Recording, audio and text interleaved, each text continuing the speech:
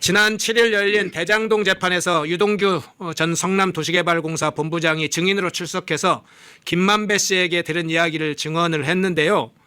김만배 씨는 이재명 공직선거법 재판을 맡은 1심 판사에게 친구를 통해서 180억 원의 사업자금을 대줬다고 이야기했다. 그런데 2심 판사는 찔러도 피 한 방울 안 나온다고 했고 그분이 벌금 300만 원 선고해서 대법원까지 간 것이다. 이렇게 법정에서 증언을 했는데요. 예. 이 1심 사건, 그러니까 이재명의 공직선거법 2019년에 판결이 났던 2019년 8월 5월 16일 날 선고가 났죠. 이재명 공직선거법 위반 사건에 무죄를 선고한 재판장 최창훈 판사인데요. 이와 관련해서 유동규 본부장의 이 법정 증언 어떻게 들으셨어요? 페네마이크에서 최창훈 부장판사라고 하는 구체적 이름을 밝혔습니다. 페네마이크에서 처음으로 밝혔는데 우리 일반 시청자들의 그 이해를 돕기 위해서 이재명에 대해서는 공직선거법 위반이 2건입니다. 여기 먼저 발생했던 것이 지금 이 문제된 이 공직선거법 위반인데 이건 경기도지사 선거 경선 과정에서 거짓말한 거, 자기 친형을 정신병원에 성남시장의 직권을 남용해가 강제 입원시킨 일이 있는데 그런 일이 없다라고 한 허위 사실, 그걸로 이제 재판이 회부돼 가지고 지금 말씀하신 대로 1심에서 2019년 5월 19일, 16일에 최창훈 부장판사가 무죄 판결을 했고, 그리고 2심에서는 이걸 1심을 깨고 벌금 300만 원을 선고해서 공직 자격을 박탈되는 형을 선고했어요. 이게 이제 다시 대법원에 가서 우리가 잘 알려진 권순일 대법관이 주심이 돼가지고 고등법원 판결을 깨고 그 1심과 같은 무죄 판결을 해서 결국은 이재명이가 1차 공직선거법 위반해서 풀려나와가지고 그 뒤에 대통령 후보로 나오고 국회의원 보궐선거에 나오고 그리고 정당 대표가 되고 22대 국회의원 총선거를 지휘해가지고 과반수가 넘는 의석을 획득해가지고 국회를 자신의 방탄 진지로 만들고 한 이 길을 열어준 것이 최창훈 부장판사 권순일 대법관 이 라인이다. 여기에 곁들여가지고 2023년 9월 21일 날 유창훈 부장판사가 이재명 의원에 대한 구속영장이 청구된 것을 그게 국회가 그 체포에 동의를 했어요. 입법부의 국회가 그 국회의원의 일원 한 사람인 이재명이 이런 범죄 행위로는 구속이 마땅하다 하고 하는 국회 결의까지 해서 보냈는데 이걸 등에 업고도 결국 해괴한 이론을 전개해가지고 구속영장 기각했다. 요게 최창훈, 권순일, 유창훈 요 세 법관에게 연결되는 요 로비에 일관되게 이 세 사람에 대한 로비를 한 사람들이 결국은 김만배와 그 배후의 몸통 이재명, 결국 이 5사람이다. 5사람. 다시 한번 최창훈, 권순일, 유창훈, 예. 그리고 김만배, 이재명, 이들의 이름이 이제 우리 사법사상에 있어서 이게 사법부의 신뢰를 떨어뜨리고 이렇게 궁지로 모으는 이런 아주 악행을 저지르게 됐다. 법정에서 이제 소문으로는 뭐 이런저런 괴담들이 많이 떠오르죠. 뭐 어떤 판사를 뭐 선임해갖고 뭘 어떻게 해갖고 풀려나왔다. 이런데 법정에서 선서한 증인이 법정에서 증언을 통해 가지고 180억 원을 무죄 판결을 받는데 쏟아부었다라고 하는 것은 제 기억으로는 처음 있는 일이고, 가령 그런 일이 가령 있어 하더라도 금액상으로 180억이라고 하는 것은 최고 금액이야. 예. 따라서 저는 우리 사법사상 법정에서 법관이 180억의 로비를 당했다라고 하는 것은 이게 초유의 사태고, 곁들여 가지고 권순일에 대해서도 이게 그 판결을 하고 난 다음에 석 달 뒤에 대법관을 그만뒀는데 그만둔 직후에 김만배의 화천도요 회사에 변호사 개업 신고도 하지 않은 채 무슨 고문 자격으로 월 1,500만 원씩 받아먹은 것이 결국 문제가 현재 돼 있고, 곁들여 이른바 대장동 50억 클럽의 이 명단에 권순일이가 등재돼 있다. 그게 곽상도 전 의원, 박영수 전 특검, 누구누구 뭐 전 검찰총장, 누구누구 전 민정수석 비서관 6, 7명의 이름이 들어가 있는데, 좌우간 이게 법관과 관계해가지고 무죄로 빠져나오게 하는데 구체적인 금액인 액수 180억 1,500만 원 그리고 50억 그리고 국회에 동의가 있었는데도 불구하고 해괴한 논리로 영장을 기각한 이 일련의 사태는 사법사상 초유의 일이다. 초유의 일. 초유의 일인데 이걸 그럼 어떻게 해야 되느냐. 이게 유전 무죄고 유권 무죄라고 하는 오랜 속설이 그냥 소문으로만 떠돌고 뭐 그럴 수 있을 것이다 했는데 이게 아주 구체적으로 드러난 일이다. 그런데 이게 페넨마이크에서 문제를 제기하고 뭐 저도 4차례 이 문제를 공개적으로 제기했는데 일반 이 종이신문도 유력지가 무덤덤해요. 무덤덤해. 예. 보도를 하는 데를 내가 보지 못했는데 근데 의원가 어떻게 생각하세요? 그러니까요. 이 계속 쟁점으로 지금 여러 가지로 알리고 있는데도 이 사안에서 주류 언론 매체에서 보도를 안 하네요. 아, 이게 우리 국민들이 국회에서 벌어지고 있는 일, 용산의 대통령과 김건희 여사와 그다음에 한동훈 대표와 사이의 긴장, 이런 것에 정신이 그쪽으로 쏠려가지고 180억이다, 1,500만 원이다, 50억이다, 국회 동의에도 영장을 기각했다. 이런 것이 우리 관심 밖으로 밀려져 있다. 저는 절대 그렇지 않다고 생각하는데 예. 만약 밀려져 있다고 한다면 이건 대한민국 큰일 날 일이라고 생각해요. 저는 이렇게 생각합니다. 정치는 어느 순간에 망가질 수도 있고 언짢을 수도 있고 대통령 뭐 지지율이 낮을 수도 있고 국회가 야당이 깽판을 칠 수도 있고 한데 그 사람들은 일정한 시간이 지나면 선거로 교체도 될 수 있고 이런데 그러니까 이런 소란 속에서도 국가가 굳건히 제 방향대로 자유민주 체제를 지키면서 항해해 나가는 데는 두 개의 축, 법원이 국민의 전폭적인 신뢰를 받고 있다. 그다음에 검찰이 파사 현정의 토대를 굳건히 하고 있다. 이래서 그 양축이 국민의 신뢰를 받아서 엄정하게 수사할 건 수사하고 그래 국민의 사랑과 존경을 받고 있다고 한다면 이게 정치의 일시적인 소란행위 이건 나는 그걸 별 관심을 가지 않아도 오히려 낫지 않느냐 이런 생각할 때에 이런 것이 무덤덤하게 보여지고 있다고 하는 것은 대단히 유감이고 오늘 이 시간에 이 방송을 통해서라도 시청자 여러분들이 여러 곳에 이런 여론을 전달하는 역할을 해 주셨으면 어떨까 싶은 생각을 합니다.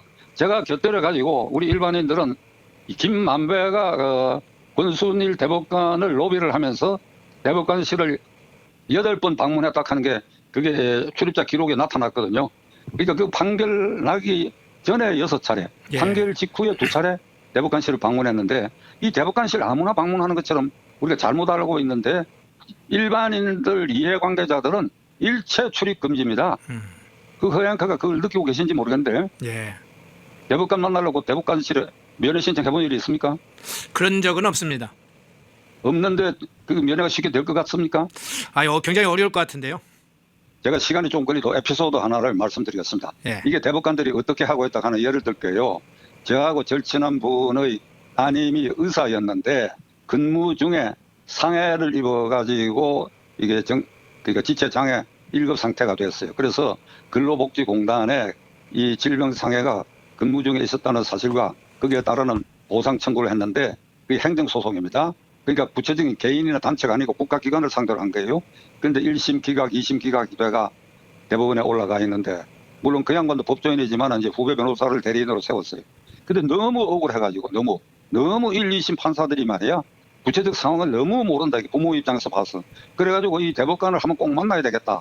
근데 이제 덮어놔놓고 뭐 자신도 변호사니까 면회 신청한다는 걸 엄두를 못 내고 그 직전에 대법관을 그만둔 사람이 마침 또 후배였어요. 그래 직전에 대법관을 그만둔 사람에게 이 사정을 얘기하고 그 주심 대법관실에 내가 한번 찾아가서 자식의 일이니까 이게 내가 무슨 변론하는 것도 아니고 1심, 2심 젊은 판사들이 놓치고 있는 부분 참 이런 억울한 부분이 있으니까 이걸 좀 호소할 수 있는 기회로 한번 면담을 좀 한번 신청해서 허락받아달라고 했더니 고개를 갸우뚱하면서 선배님 말씀하시니까 해보겠다 그러는데 결국 회답이 오기를 절대 오면 안 된다고요. 절대. 나는 지금 그 말도 귀에 쟁쟁해. 절대 오면 안 된다 이거야. 그러니까 전직 대법관이 신청을 해도요? 그렇지. 예. 그 직전에 그만둔 대법관이 이 사건의 사정을 쭉 설명하고 이 원고의 아버지도 우리 선배 변호사인데 그 본인이 이게 무슨 대리인도 아니고 딸이 너무 억울한 일을 당하고 있으니까 그 상황을 아버지 입장에서 좀 인간적으로 딱한 걸 얘기를 할 테니 한번 면회를 해달라 했더니 절대로 안 된다. 그래가 절대로 안 되고 절대로 기각당했어요. 그래서 그 양반은 그게 한 10여 년 전 일인데 최근에도 이제 활동을 하고 있는데 저보고 이런 얘기를 합니다. 대법원 근처로 가면 고개를 돌린대요. 대법원 쪽을 안 쳐다본답니다.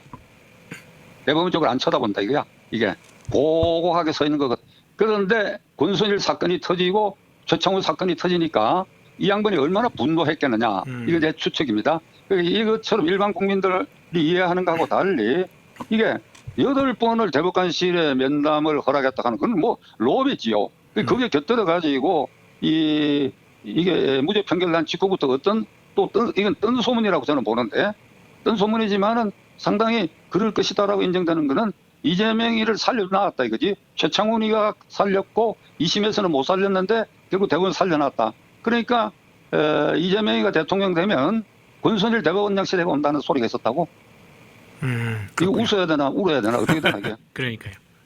근데 제가 그 얘기를 듣고 그렇게 될 뻔했구나 이제 이런 느낌인데, 결국은 유창훈도 이게 권순일과 고등학교 선후배고, 권순일이 이 법원행정처 차장할 때 차장은 전국 법관의 인사 예산을 주무르는데, 그 기간에 유창훈 부장판사는 대법원 재판연구관으로 재직했어요.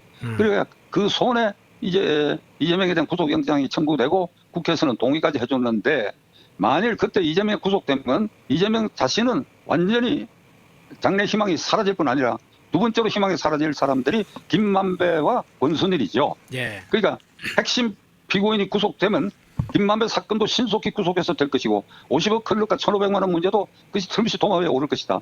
그러니까 이 세 사람이 달려들어가지고 이게 로비를 해서 영장을 기각했다라고 하는 여러 정황이 내려다 보인다.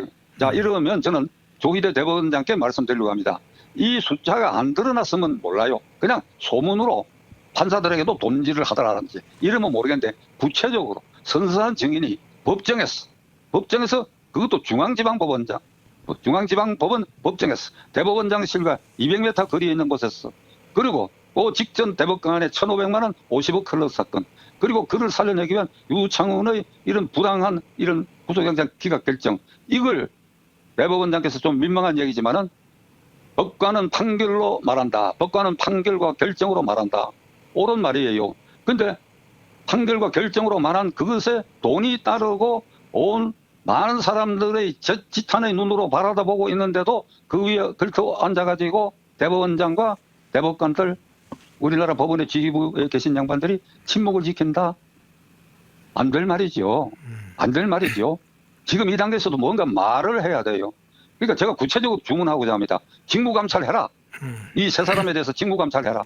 그러니까 왜 이런 판결을 하고 왜 이런 구속영장을 기각했느냐 하는 것은 묻기가 어려울 것이다. 왜? 헌법에 법관은 헌법과 법률에 의하여 양심에 따라 독립하여 재판한다고 하니까 나가 독립해서 재판했다고 이렇게 나올 테니까. 그러나 그 주변적 사실을 봐갖고 이런 오해가 있고 이런 혐의가 있을 수 있다고 하는 것이 발견이 되면, 작은 혐의라도 또는 작은 우려라도 있으면 검찰에 이게 사실 여부를 밝혀달라.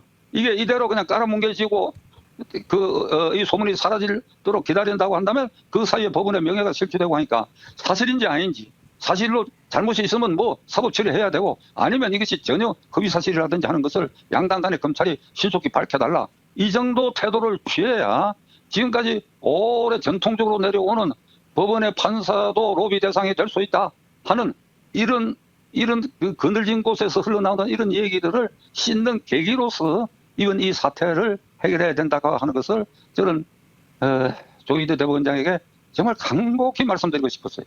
이게 제가 희망을 하나 갖는 것은 9월 13일이 법원의 날 기념식이었는데, 그날 조희대 대법원장이 그 기념사를 통해 가지고 법관은 모름지기 헌법과 법률에 의해 양심에 따라 판결을 하여야 하며, 정치 풍향에 휘달리거나 여론에 경도되지 않고 상식적으로 판단한 소신을 그대로 굽혀서는 안 된다. 그러니까 이게 이 조희대 대법원장이 이미 어떤 감각을 가지고 뭔가 느낀 부분이 있어서 그런 것 같은데, 나는 조희대 대법원장이 이 사법부의 일부 지탄받는 부분을 깨닫고 있다고 생각되기 때문에 여기서 한 걸음 더 나아가시라 이거예요.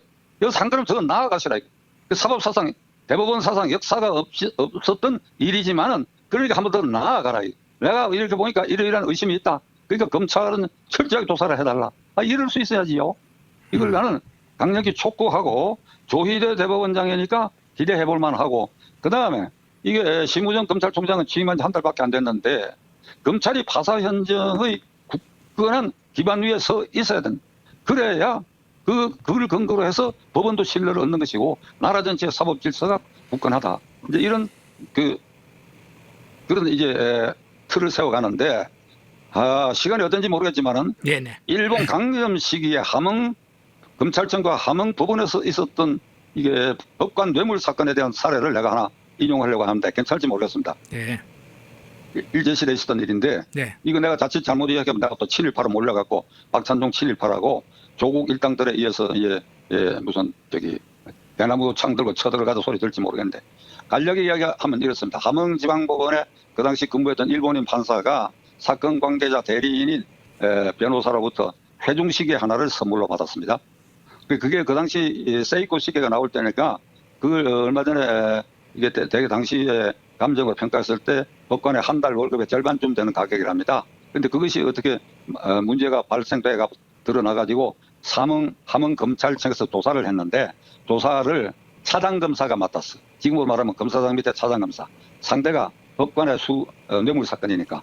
그래서 이제 조사를 다 하고 난 다음에 자백을 했던 것 같아. 이렇게 하고 다 도장을 찍고 조서 작성을 마무리하고 난 다음에 딱 뚜껑을 덮으면서 이렇게 얘기를 했어요. 차장검사가 그 판사에게 이제 법조계에는 차장검사가 설상 선배이기 마련이니까 너 말이야. 너 하나 때문에 이게 법조계 전체의 신뢰도 떨어지고 나아가 너는 일본 사람이야. 그 조선 사람들이 볼 때 일본인 판사가 뇌물 먹고 이런다. 이게 온당한 일이냐? 그러니 너 자결하라고 그랬어. 자결하라. 어떻습니까? 너무 끔찍합니까?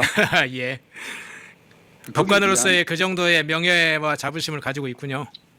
거기에 비하면 네. 180억이 사실로 판명 됐는데 80억에 미달했다라든지 또는 80억이라고 하는 것은 전혀 사실 무근이라 한다 하더라도 네. 그런 것이 법정에서 나온 이상 대법원 지휘부는 침묵하고 있으면 안 되죠. 어느 쪽이든지 간에. 그리고 그것이 사실로 판명되면 그 일본인 차장검사가 일본인 판사 시계 하나 뇌물 먹은 것에 대해서도 이렇게 강경하게 한 것처럼 그런 어떤 태도가 필요해요. 제가 어제 저녁에 제 선배의 아들이 일본의 유수한 대학에 경영학 교수를 하고 있는데 오래간만에 전화를 해가 일본 정치 상황을 이제 물어보고 그러다가 일본 법조계의 전통이 어떠냐 물어봤어. 일본 법조계도 가끔 가다가 뇌물 사건 같은 게 나고 국민의 지탄을 받고 유전 무죄다 이런 풍토가 있느냐 하니까 전혀 그렇지 않다. 직업 종류로서는 법관이 굉장히 신뢰받는 직업으로 돼 있고 그리고 법관이나 검사가 선거 처리돼 가지고 옷을 벗고 바로 국회에 나간다든지 하는 거 이건 전통적으로 용납이 안 된다는 겁니다. 법관은 한 번 법관은 평생 법관, 검사도 대체로 그런 길을 다 간대요. 그러니까 이런 걸 우리가 생각했을 때 우리라고 해서 왜 우리나라 법관들이 우리나라 검찰이 국민의 신뢰를 받도록 하는 그런 노력을 해가 그런 결실을 못 맺겠느냐 하는 생각이 어제 전서부터 오늘 아침까지 제 머리에 꽉 찼어요. 우리도 할 수 있다. 우리도 할 수 있다. 해야 한다. 그러니까 오늘의 당장은